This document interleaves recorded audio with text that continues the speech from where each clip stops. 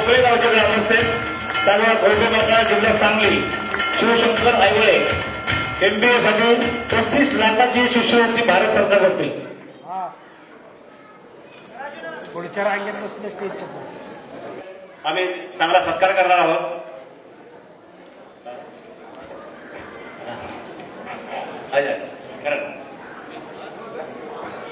त्याने स्वीकार करावा।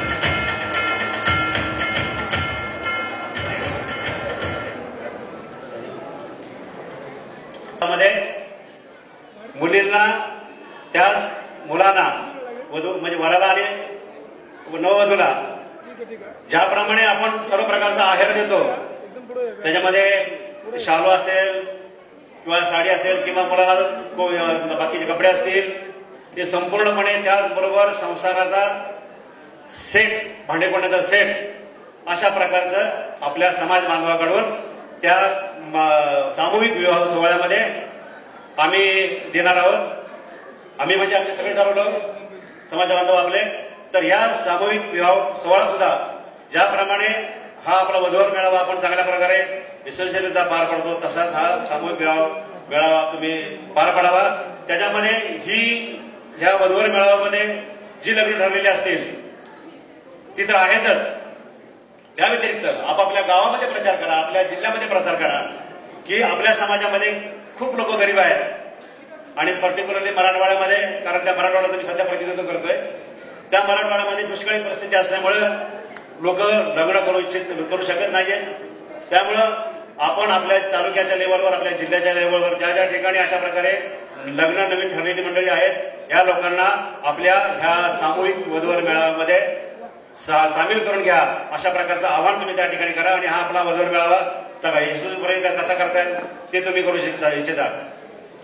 आपल्या समाजामधून स्पर्धा परीक्षेमध्ये चांगल्या प्रकारे गुण मिळवून वरिष्ठ पातळीवर आपले अधिकारी आता सध्या शासकीय सेवेमध्ये काम करत आहेत अशा लोकांचा सुद्धा आपल्याला चांगल्या प्रकारे उपयोग होऊ शकतो। त्याच्यामध्ये रवींद्र गोरवे साहेब आहेत, अवघर सचिव आहेत मंत्रालयामध्ये, TT सोनावणे साहेब आहेत, BDO आहेत, विनोद जाधव साहेब RTO आहेत, नामदास आता मंत्रालयात निवड झाल्या असल्यामुळे त्याला आणखी 2-3 वर्षात त्याला आपल्याला त्यांची पण मदत होऊ शकते।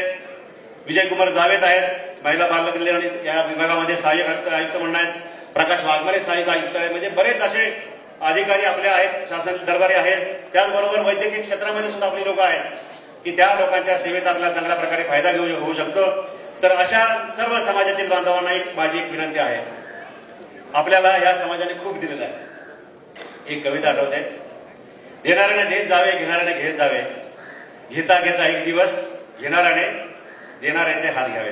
समाजाला खूप दिलेलं आहे तर समाजासाठी आपण काहीतरी करायला पाहिजे। त्यासाठी सर्व उच्च शिक्षित असतील, चांगल्या पदावर काम करणारे अधिकारी असतील, या समाजाला आपला पाठीमागे समाज आहे त्या पाठीमागच्या समाजाला जो अजून गरीब आहे त्याला हात देण्यासाठी आपण सगळ्यांनी एकत्र यावे आणि चांगल्या प्रकारे काम करावं अशी या ठिकाणी आशा व्यक्त करतो।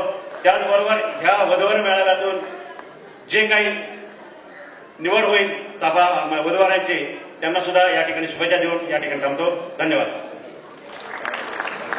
उच्च